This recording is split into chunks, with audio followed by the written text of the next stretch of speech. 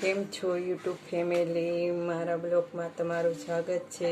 જય શ્રી કૃષ્ણ, જય માતાજી, હર હર મહાદેવ। મારું નામ છે પ્રભા જાદવ, હું બોલું છું ભાવનગર શહેર છે। તો મારા બ્લોગમાં બન્યા રહેજો। દિવસના 9:30 વાગ્યા છે। હવે આપણે ઘર કામ કરશું। આપણે કપડાં ધોઈ નાખ્યા છે। કપડાં ફૂંકવા ઉપર અગાસી ઉપર આવ્યા હતા। આપણે વાતાવરણની વાત કરવી તો વાતાવરણમાં વાદળા છે અને ક્યાંય તડકો નથી। તમે જોઈ શકો છો, બધી બાજુ વાદળા છે વાતાવરણમાં। આજ વાતાવરણની વાત કરવી તો બધે વાદળા છે। તમે જોઈ શકો છો, ક્યાંય તડકો નથી। આજ તો બધે તે વાદળા છે। વરસાદ આવે એવું બધું થઈ ગયું છે। હાલનો દરરોજ વરસાદ આવે છે। સવારે તો વરસાદ નથી આવતો, પણ બપોર પછી વરસાદ આવે ને બપોર પછી તો આપણે નવરા હોય કે ક્યાંક બ્લોક ઉતારવા જઈશું, પણ બપોર પછી તે ત્યાં વરસાદ આવે છે એટલે આપણે ક્યાંય બ્લોક ઉતારવા જઈ શકતા નથી। એટલે કાલે આપણે સાંજે ગયા હતા અને ગણપતિના ઉત્સવ આવે છે, તો ગણપતિ દાદાના તમને દર્શન બધે કરાવશું। ગણપતિ દાદાને તો વિઘ્નહર્તા છે, બધાના વિઘ્ન હરે છે અને મંગલ કાર્ય ગમે એ હોય તો ગણપતિ દાદાની પહેલા પૂજા થાય છે। તો મારા બ્લોગમાં બન્યા રહેજો।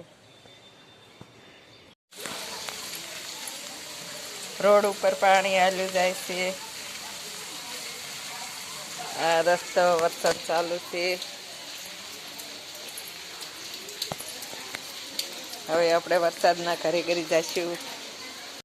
આપણે એક નાની એટલી વાત કરવી છે। તો આપણે નાની એટલી વાત ભગવાન ઉપરથી છે। જો ભગવાનને આપણે સોંપી દીધા હોય તો આપણે ચિંતા કરવાની ન હોય। એવી જ એક વાત હું તુકારામની તમને સંભળાવવા માંગુ છું। તો ચાલો તુકારામની આપણે વાત સાંભળવી।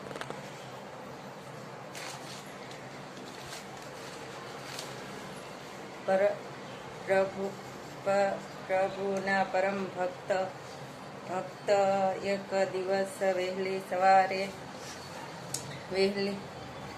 સવારે તેઓ જંગલમાં લાકડા કાપવા માટે જતા હતા। જેવા તેઓ પોતાના નાનકડા ઘરમાંથી બહાર નીકળ્યા તેવા જ પાડોશીએ સહજ પૂછ્યું, મહાત્માજી ક્યાં પધારો છો? જંગલમાં કેમ લાકડા લેવા આપ લાકડા લેવા જાઓ છો તો સાથે કુહાડી પણ લઈને જાઓ એની જરૂર નથી, કેમ કે મારે લીલા લાકડા નથી જોતા, મારે તો સૂકા જ લાકડા જોઈએ છે। પણ એ માટે તમારે કુહાડી તો જોઈએ છે ને? ના, વગર કુહાડીએ મળી જશે। તો શું લાકડા તમારા માટે નવરા છે?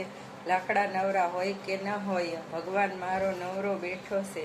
આખું જીવન ભગવાનને સોંપી દીધું હશે, આપણે શા માટે આપણી ચિંતા કરવાની? પરમાત્મા સવય આપણી ચિંતા કરે છે, કહી તુકારામ જંગલમાં તરફ ચાલી નીકળ્યા। પાડોશીએ વિષમ થઈ વિચારતા રહ્યા કે આજે તો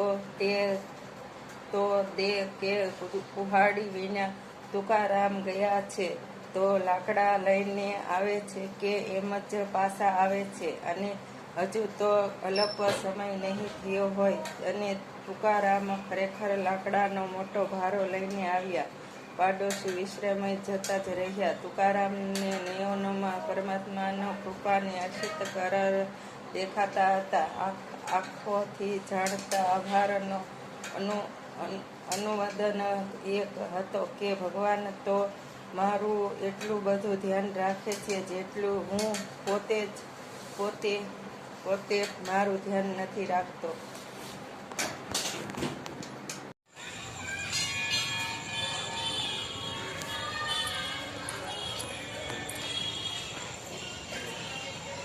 ભીમાશંકર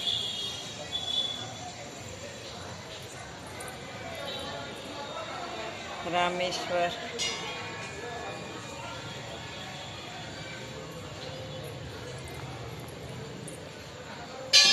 નાગેશ્વર જ્યોતિર્લિંગ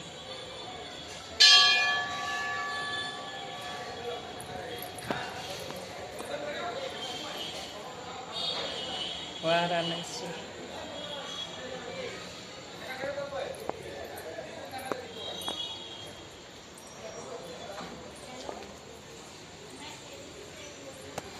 ત્રંબકેશ્વર.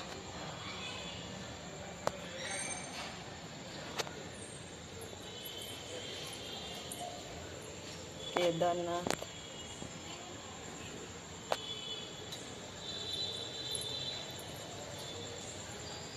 ધુન્વેશ્વર. ધુન્વેશ્વર જ્યોતિર્લિંગ.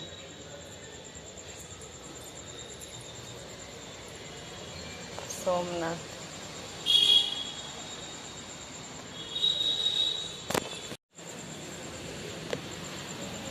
મમલેશ્વર.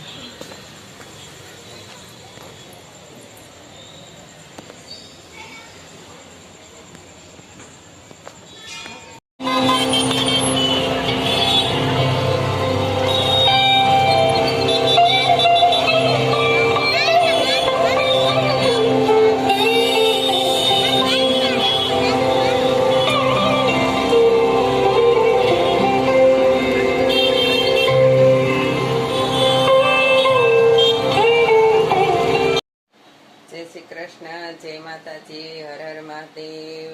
આપણે 2 દિનનો બ્લોગ ભેગો કરીને એક બ્લોગ બનાવ્યો છે.